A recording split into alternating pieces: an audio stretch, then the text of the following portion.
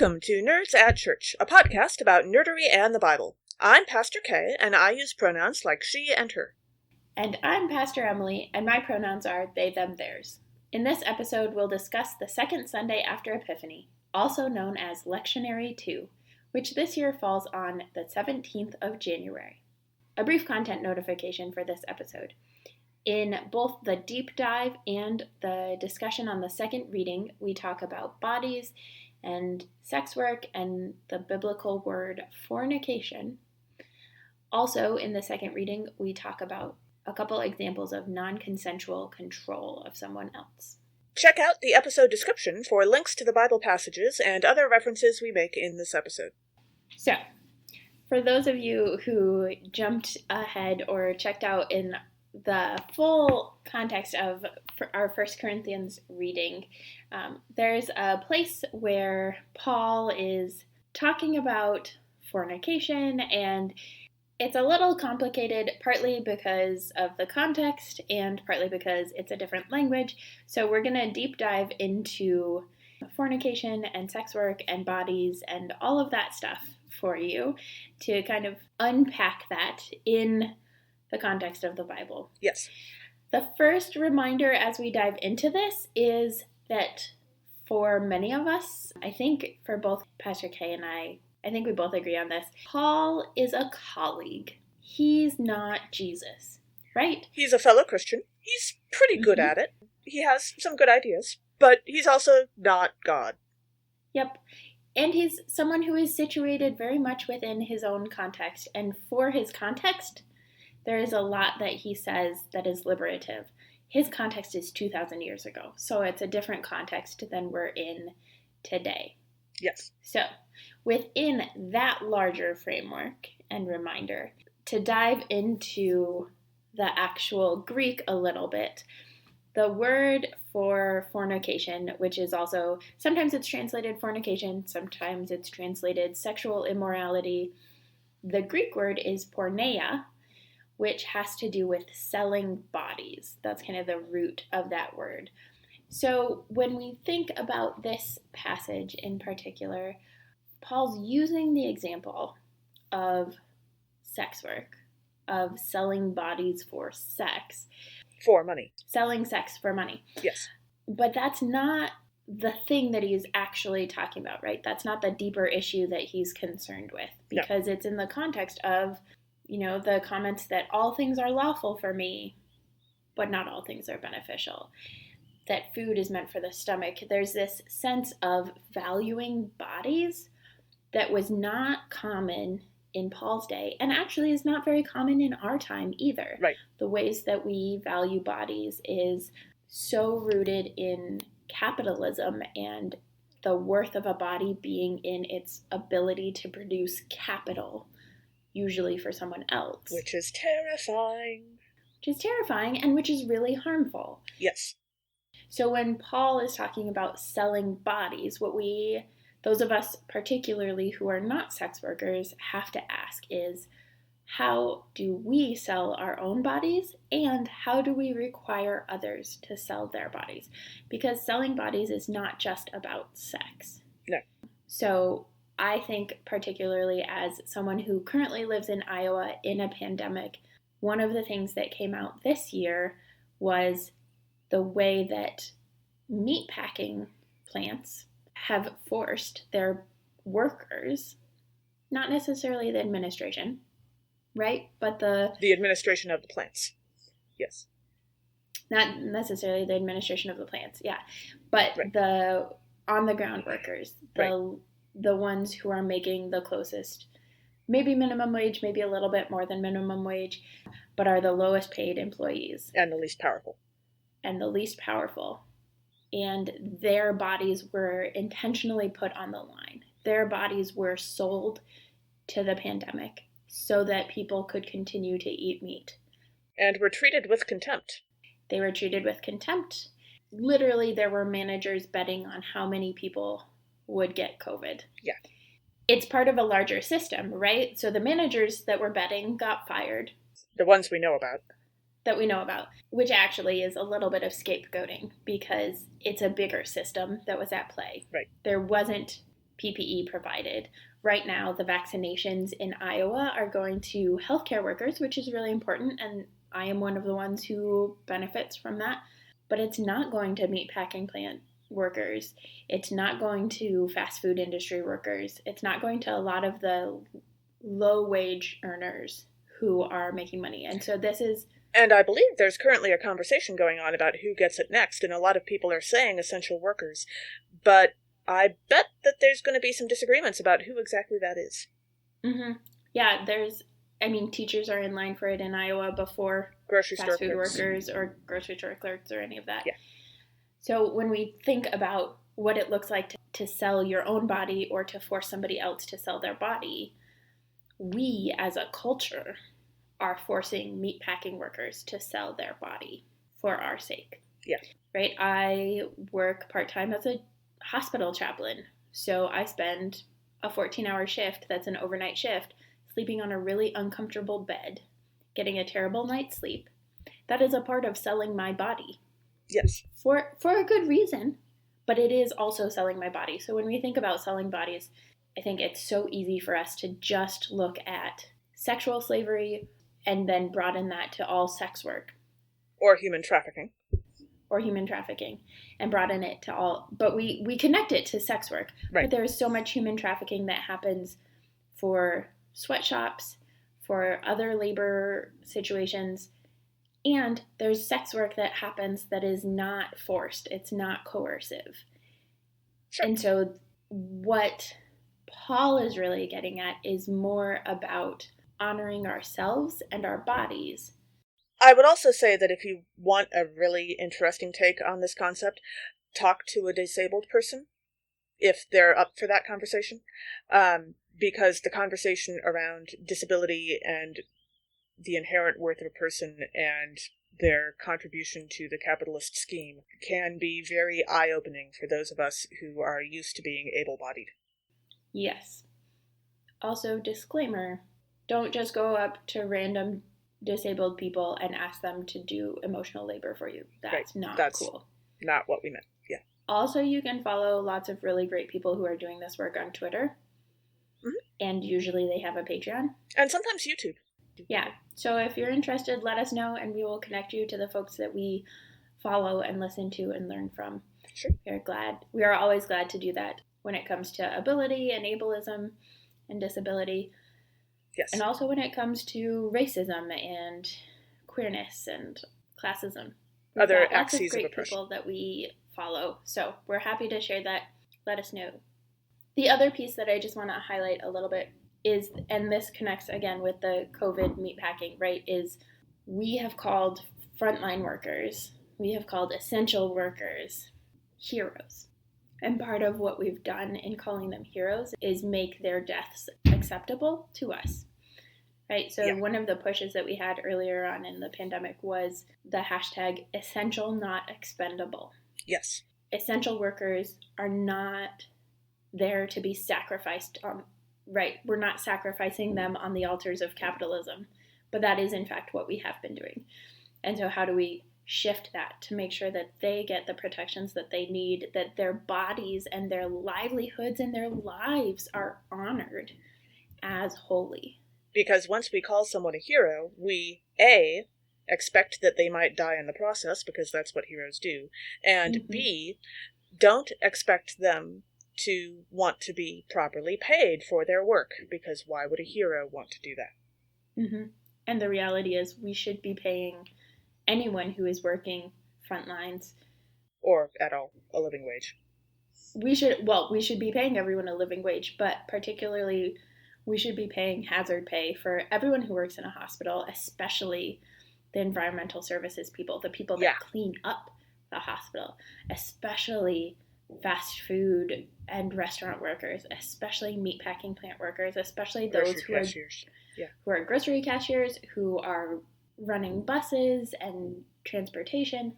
Those are the people that deserve to be first or second in line for vaccines, to be paid a living wage, to get the raises, not, the $200,000 plus that we pay senators every year. Yeah. So, honor your body, but also honor other people's body and the holiness of them. And capitalism is not actually the way to do that. No. Or indeed, Christian much. Yeah. Capitalism, not actually Christian. For those of you who want to dive more into what it looks like to honor bodies and celebrate bodies, Marcella Althaus-Reed is a wonderful theologian who has done a lot of really great work, and some of it is more accessible than others. So while her kind of most well-renowned book is Indecent Theology, her books From Feminist Theology to Indecent Theology, or her book Liberation, Theology and Sexuality, are a bit more accessible to look at what it looks like to move from a theology that maybe we're a little bit more familiar with. Kay and I certainly rely on feminist theology as part of like our default of being feminist theologians and pastors, but to move like how that journey happens from that place to what Marcella Althaus-Reed calls indecent theology, which is a theology of bodies and of sexuality. And there is also a growing school of disability theology in Christian thought that is becoming really interesting. Well, always has been really interesting, yeah. One book that I'm looking forward to reading, because disability is not just about physical disabilities, is called Blessed Are the Crazy, Breaking the Silence About Mental Illness, Family, and the Church, by Sarah Griffith Lund. And it talks about the church and mental illness and how those two have interacted and could theoretically interact. Nice. Our first reading today is from 1 Samuel chapter 3, verses 1 through 10, possibly also including verses 11 through 20, which are included in the Bible passage link for this episode. God calls young Samuel, who is confused and believes Eli is calling him. But when Eli realizes God is finally speaking to someone after a long time of that rarely happening, he instructs Samuel to answer, "Speak, becoming one, for your servant is listening." So one of the themes for this passage is disembodied voices. I know. Not always creepy, but sometimes. This reminded me of Frozen 2, where Elsa hears this melody that happens. It sounds like a voice, kind of. She can repeat it in her voice, but there's this melody that keeps calling to her and she can't figure out what is going on. And part of, well, like the majority of the story is figuring out what exactly this melody is calling, what it is and what it's calling her to. Sure. And so thinking about Samuel also like hearing Samuel, Samuel, and being like, what's going on? This must be Eli. No, it's not Eli. But it's Eli. But it's not. But it is. But it's not. Oh, hey, God. I bet Samuel didn't think that his life in the temple would be easy, but he may not have expected this many wind sprints. So. Right, in the middle of the night. Yeah. Especially. Yeah. As we dive into verse 1, we hear about now the boy Samuel was ministering to God under Eli and thinking about like the apprenticeship. So Samuel was particularly dedicated by his mother, Hannah, to God and to service in the temple. But I love that there's this like apprenticeship model that there's still a couple places where we get that in our culture today, but there's so much less apprenticeship model because we've like institutionalized higher education and those sorts of things to do it instead. But one of the book series that I'm about to reread, if I ever finish the book that I'm actually on, is the Ember in the Ashes series, with the fourth book of Ember in the Ashes came out in December, and we're recording this just before Christmas, but I'm fairly confident I will get the fourth book for Christmas. And in the first book... Which is by who? The book's Saba Tahir. It's fantastic. You should all read it. So one of the things that comes out in the first book, and to a certain extent the second and third, Laya, one of the main characters, her brother Darren, they're both scholars, which is like kind of a category group. Okay. Culture of people, community of people. They're both scholars, and Darren has been spying on Spiro Teluman, who is like the star smith in the city for not the scholars, but for the like ruling class. And then Spiro Teluman catches Darren at one point and sees his drawings and sees that he has what it takes to be a craftsman, a smithy, the way that he is, to provide these like phenomenal weapons. And so takes him under his wing and is like teaching him how to make it, and like Darren is writing down all the plans and drawing them and stuff. So it's just this like beautiful like apprenticeship within the context of like, you know, war and violence and weapons and all of that stuff, which is, you know, not a real life thing that we should aspire to. I don't think I did a great job of selling the book, but it'll come out multiple more times in this episode because I'm so excited about rereading it. So we'll have more chances. In verse 2, we hear Eli, whose eyesight had begun to grow dim so that he could not see. So, listen, just because you have bad eyesight doesn't mean that you can't know what's going on. I know that casual Star Trek watchers would have you believe that advanced technology means that no one will need to wear glasses, for the most part, in the future. But those of us who have watched a little more Star Trek than your average person will also remember that Geordi in The Next Generation needed a pair of, well, not exactly glasses, his visor, but it performed a similar task. Oh, I remember that. That's like, I've never even watched Star Trek, and I know that one. Yes. There was also a character in Deep Space Nine who, because the starbase wasn't designed for people from her planet with her planet's low gravity, needed to use a wheelchair for a while. Granted, that episode is complicated, and wheelchairs are a complicated topic in society today, and everybody probably could have handled things a little better. And then in verse 8, Samuel comes to Eli for the third time in a row, thinking that Eli has been calling him. And he goes. He's perfectly patient about the whole thing. And I like to think of this part of the story as sort of an alternate version of the old folk tale, The Boy Who Cried Wolf, in which a boy is bored and supposed to be doing something and instead keeps screaming that there's a wolf because at least then he gets attention. And so the way that story ends is that the last time he calls wolf, it's because there actually is one, but no one believes him anymore, and so he gets eaten. Because old folk tales are generally pretty mean to small children who have any kind of moral failing, or just lack of patience. People get eaten. Yes. Getting eaten was actually a pretty common end to a lot of those old folk tales. Instead, in this case, in this Bible story, God is not calling wolf when there is no wolf. Like, that's not what's going on. And God is presumably not bored, although I suppose I shouldn't make that claim because it's not like we could know. Maybe. I don't know if boredom is something that God experiences. I guess there has to be, because God experiences everything, but... Right. And, like, I have met people that I have to believe that God understands boredom because God has to watch them. But that's maybe not the kindest thing I've ever said.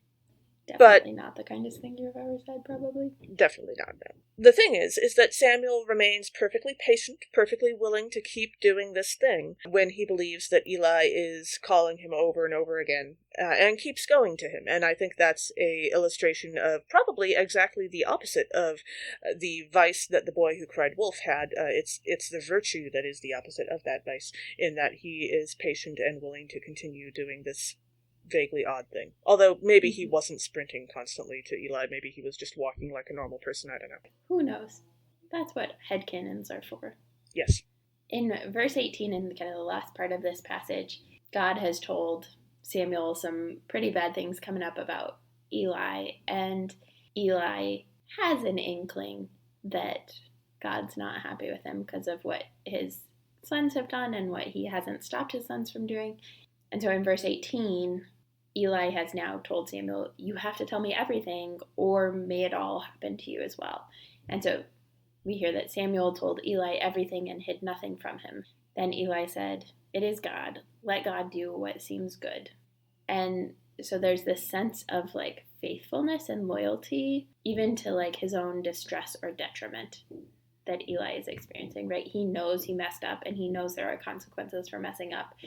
And he still wants to be faithful to God. And so he says, all right, like, I will take the consequences. And it reminded me of Helene Aquila. I don't actually know how to pronounce it because I've only, like, read these names in my head in the Ember and Ember in the Ashes series. But Helene ends up, there's like a competition, and she ends up being appointed as blood shrike, which is like the head military person for the person who is ruling everybody, right? The like right-hand person. Okay. Because of her loyalty and faithfulness to the government and to like this system that she's in, she takes that job even though it means potentially killing or at the very least losing her best friend, who happens to also be this guy that she really likes. And so there's this like sense of faithfulness that like literally she is like basically has to execute him. And if she's not faithful in how she does it, there's like all of these other things that could go wrong. And so she has to like do it. And she knows the pain that will come, and she knows how much it's going to suck, but her loyalty and her faithfulness to this larger thing and Right. to like these creatures that are predicting the future and stuff leads her to do it. Or, for a New Testament reference, I think that also sounds a lot like Christ saying to God, but your will and not mine be done, when it comes to the whole crucifixion thing. Yeah, but that requires a lot more unpacking. Yes. Than just that one comment. Probably. Our second reading is 1 Corinthians chapter 6, verses 12 through 20. Paul explains that all things are lawful for a Christian, but that doesn't mean that all things are beneficial. And he uses sex as an illustration.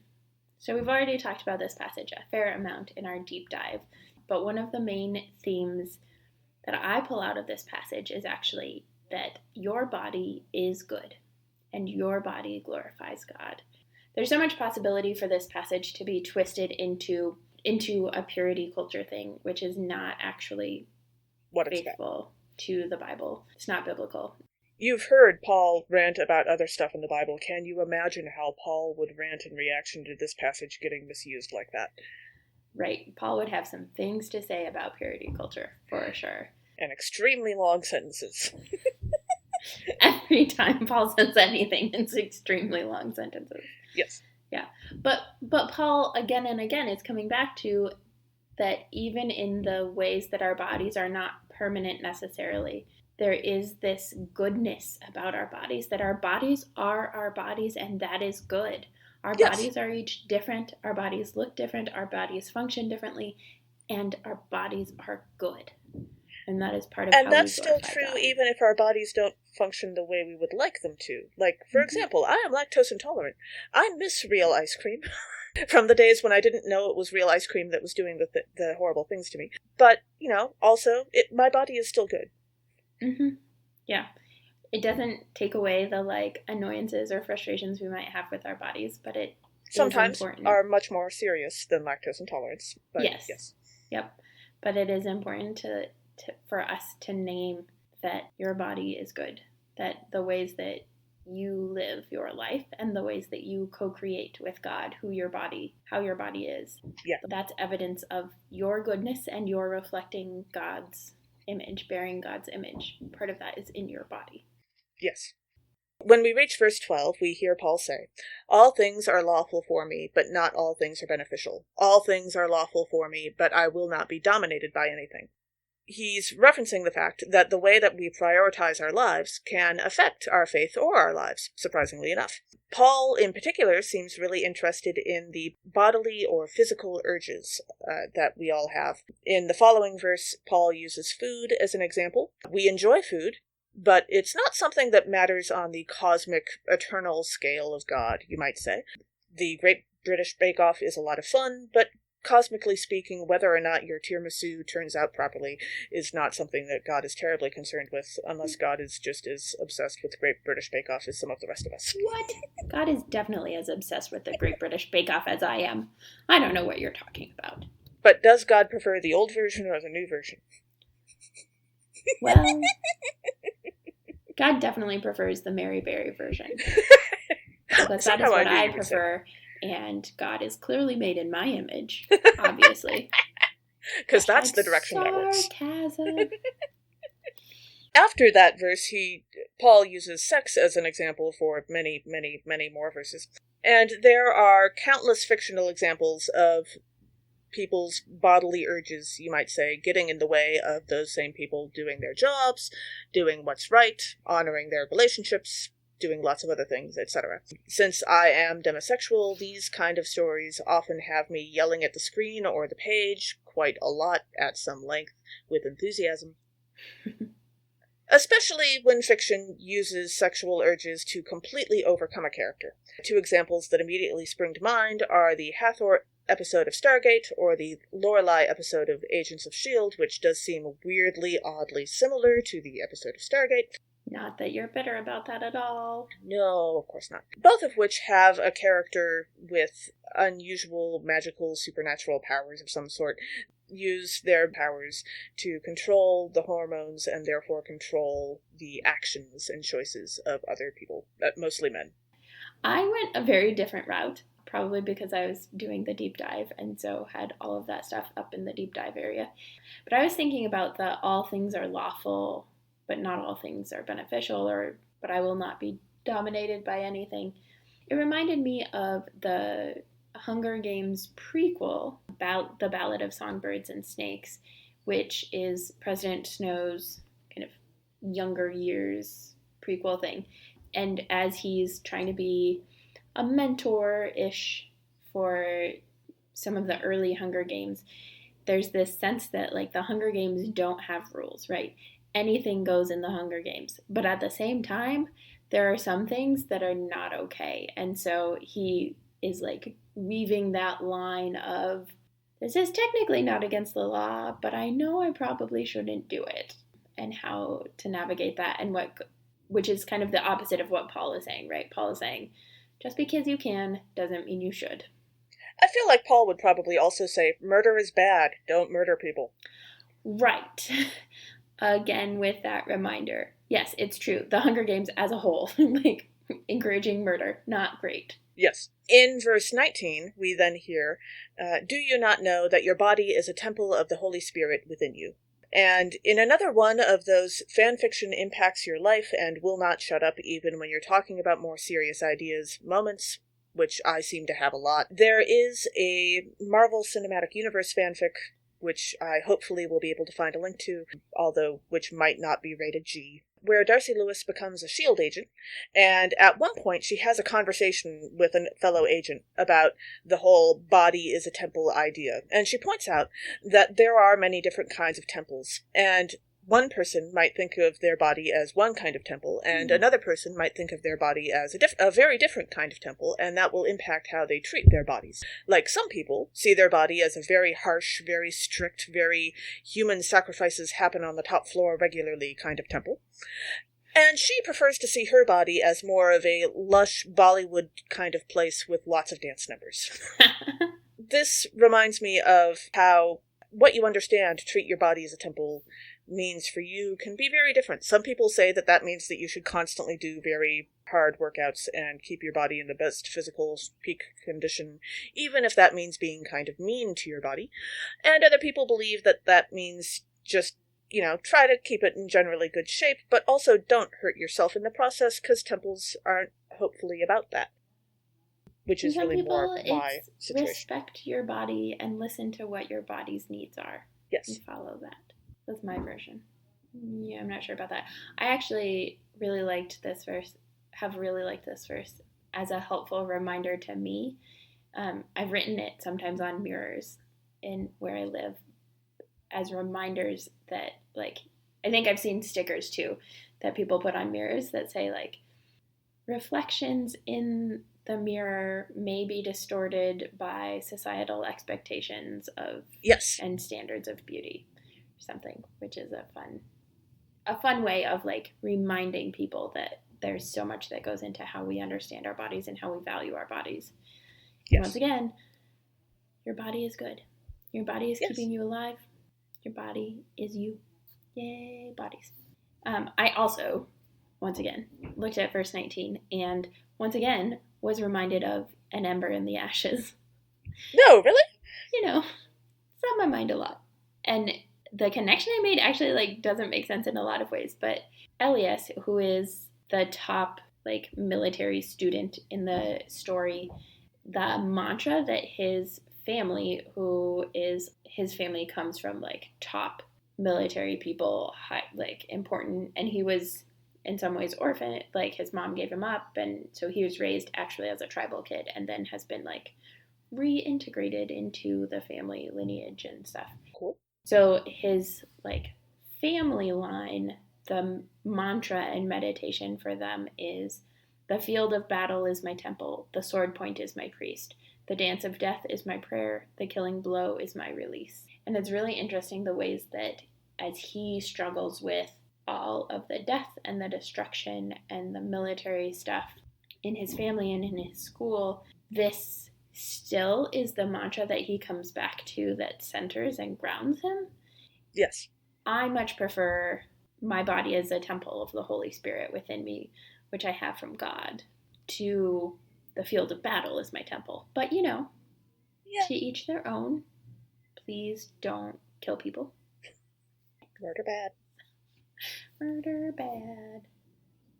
Our gospel reading for this episode is from John chapter 1, verses 43 through 51. Jesus invites Philip to join him, who invites Nathanael, who is won over after he asks whether anything good can come out of Nazareth. One of the themes in this passage is the collecting of followers. So Jesus is like calling this person, who talks to this person, and this person joins, and this person joins. He's got to collect them all. Yes. Gotta catch them all. Did not initially remind me of Pokemon, but did remind me of the West Wing. There's a couple of episodes that do like origin story / flashbacky things. And so they go back You can tell because CJ has a different haircut. Yes. And she falls into the pool. Yes. So they go back to see how each of the different like main staff members were recruited or like joined in the initial election campaign. And so you get like how Toby got connected, and then how Toby brought in CJ, and how Josh Lyman got pulled in, and then he brought in Sam, and Donna kind of pulled in herself. Inserted herself because Donna is awesome that way. Yes. But yeah, this like this person and this person and this person and this person joining together. Yes. Then as the passage begins, we hear that Jesus found Philip specifically and said to him, "Follow me." And then Philip was from Bethsaida, the city of Andrew and Peter. And so it's this connector piece also of like in Lord of the Rings, when for the Fellowship of the Rings and how that all comes together. Merry and Pippin end up part of the initial adventure and then part of the Fellowship, really because they're also from the Shire, where Frodo and Samwise are from. And so they tag along, right. And then they just keep tagging along. But it's this beautiful, like, follow me, and I guess you too can come too, kind of thing.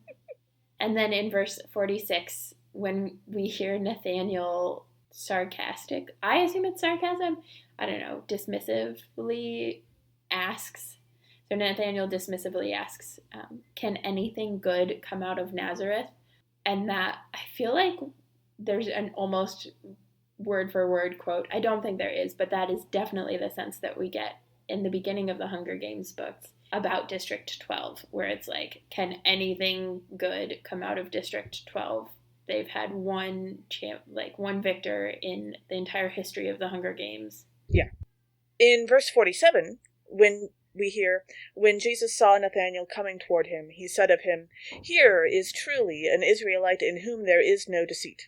I don't know if I'm supposed to be doing this, but I am now immediately characterizing Nathanael here as being like Drax from Guardians of the Galaxy, who not only isn't deceitful, but really can only deal in the full truth without any tact whatsoever. That is, I think, what you are supposed to be doing. I now want to go through and reread the Gospel of John and see how Nathanael is characterized. Right, where else does Nathanael come up for that? Yeah. Also, I would like to point out that the spelling of Nathanael in the Gospel of John is a little unusual compared to how I'm used to seeing the name Nathanael spelled in more modern times. It's more like Michael. The A-E-L ending instead of the I-E-L ending. Mm-hmm. So I always trip over that. So if you trip over that, you're at least as normal as I am. Which it doesn't really say a lot, but... Or bodes really well, because who wants to be normal anyway? Exactly. And then finally, in verse 49, in this verse, Nathaniel gets super enthusiastic almost immediately with very little prompting, which reminds me of an episode of a Canadian TV show called Little Mosque on the Prairie, which is a lot of fun, and you used to be able to find it on YouTube, but I think they started streaming it somewhere, so they took it off YouTube. But go looking for it by all means. It is exactly what it sounds like. It's the story of a little mosque in a prairie town. There is an episode of that show where the mosque has a new convert come join them, and he is extremely fervent, and then as the episode goes on, you find out that this guy is not a bad person, but he is also known to several other religious communities in the area who have met him in a very similar way fairly recently. He's a little fickle. He wanders from place to place and comes to a new belief system and gets really excited about it for a little while, and then eventually wanders off and goes somewhere else. So I've encountered those sorts of people. Yeah. Not necessarily bad people, just like that is a characteristic, I suppose. So yeah. Thanks for joining us. Catch us next time when we'll discuss nerdery connections to the scripture readings for the third Sunday after Epiphany, also known as Lectionary 3, with our special guest, Ms. River Needham, M.A. This podcast has been produced by us, Emily Ewing and Kay Rohloff. For more fun, check us out on Twitter and Facebook at NerdsAtChurch, NerdsAtChurch, or contact us at nerdsatchurch@gmail.com. Also, if you like what you've heard, rate us or leave us a review on Apple Podcasts, Facebook, or wherever you catch your podcasts. If you appreciate what we do, or want to get actual transcripts of the podcast episodes, consider supporting us on Patreon at patreon.com/nerdsatchurch. We hope Patreon can help us get our episodes transcribed for those who need or prefer that, though if you want to help us with transcripts, let us know via email or social media. As the ancient Christians said, Pax vobiscum.